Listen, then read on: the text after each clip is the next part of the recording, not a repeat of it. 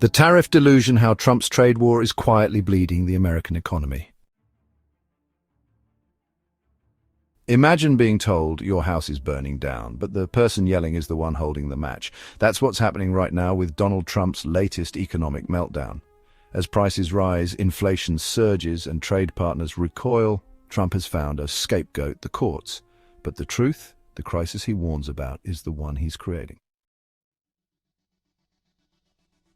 Donald Trump has reignited a trade war under the guise of protecting American jobs, pushing massive tariffs that are now being challenged in court.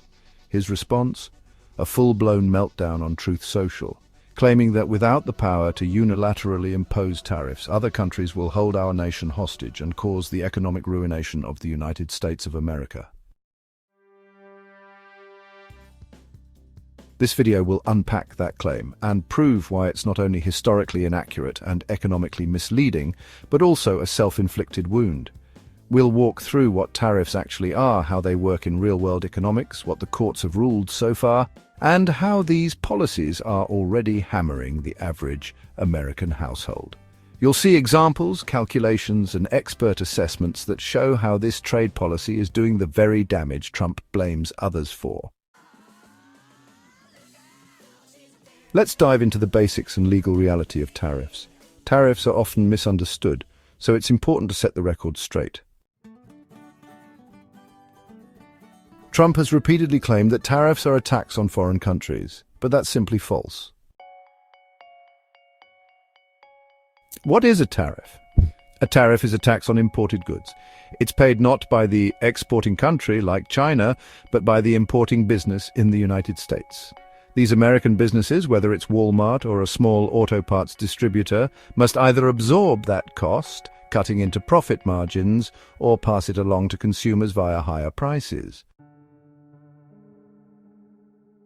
Example: let's say a US retailer imports 10,000 TVs from China at $200 each. If Trump imposes a 25% tariff, tariff cost equals $200 times 25%, which is $50 per TV. Total tariff paid is $50 times 10,000, resulting in $500,000. That $500,000 is paid by the US importer, not China. And to stay profitable, the retailer is likely to raise prices, meaning you pay the price, not them. Trump's claim that if the courts rule against us on tariffs, it will mean economic ruination is not just dramatic, it's legally hollow. What actually happened? A three-judge panel from the US Court of International Trade, including 2 Republicans and 1 Democrat, ruled that Trump exceeded his authority by using emergency powers under Section 232 of the Trade Expansion Act of 1962 to impose tariffs. This law was intended for national security threats, not blanket trade war policies. The judges determined Trump's rationale didn't meet the legal definition of a national security emergency. An appeals court temporarily stayed the decision, but legal experts expect it to be upheld again, especially as the appeals court is 7-4 Democrat-Republican. No president in 250 years has claimed this kind of unchecked tariff authority. Trump is the first to do so, and the courts are simply reasserting constitutional checks and balances. As Trump doubles down on tariffs, the consequences are becoming impossible to ignore. One Federal Reserve governor stated in early 2025, "Thinking about the rest of 2025 and 2026, I expect the largest factor driving inflation will be tariffs." Even Fed Chair Jerome Powell admitted a good part of the rise in goods inflation early this year is coming from tariffs, but it's very difficult to isolate precisely. According to JP Morgan Chase, Trump's tariffs in his previous term cost the average US household $600 per year. Let's update that with today's numbers. New tariffs could raise costs by 5 to 10% on many household goods, from electronics to furniture.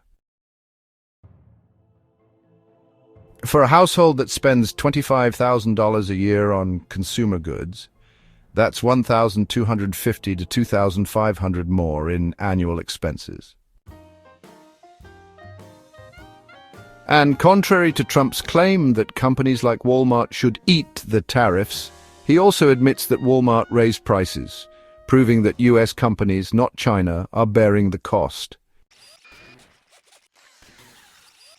Trump has said both. Tariffs are taxes on foreign countries, and Walmart should eat the tariffs and not raise prices.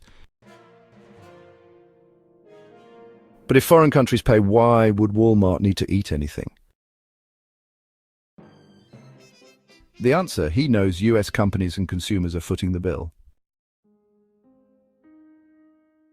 Walmart and other large retailers must pay the tariff up front when importing goods, then adjust prices. Trump's post indirectly admits the truth, but only when it suits his political narrative. Trump wants you to believe his trade war will force countries to make better deals, but it's not working. No country has rushed to renegotiate. The US economy is the only one among G7 nations showing contraction in mid-2025. Countries like Canada and the EU are actively retaliating with counter-tariffs, harming American exporters and farmers. Instead of leveraging strength, Trump's policies are isolating the show in global trade networks. Trump's warnings about economic ruination, if he's not allowed to impose tariffs unilaterally, are not forecasts. They're confessions. The damage is already here. Prices are rising, inflation is surging, and American families are paying the price. The courts aren't overreaching. They're restoring balance. Trump isn't protecting the American economy, he's undermining it. And if you're wondering who's responsible for the financial pain, don't look to China. Look in the mirror, Mr. Trump. If you found this video informative and want more in-depth, fact-based political coverage that cuts through the noise, subscribe to our channel. Independent journalism needs your support, especially in an age of disinformation. Your wallet, your future, and the truth depend on it. Thanks for watching.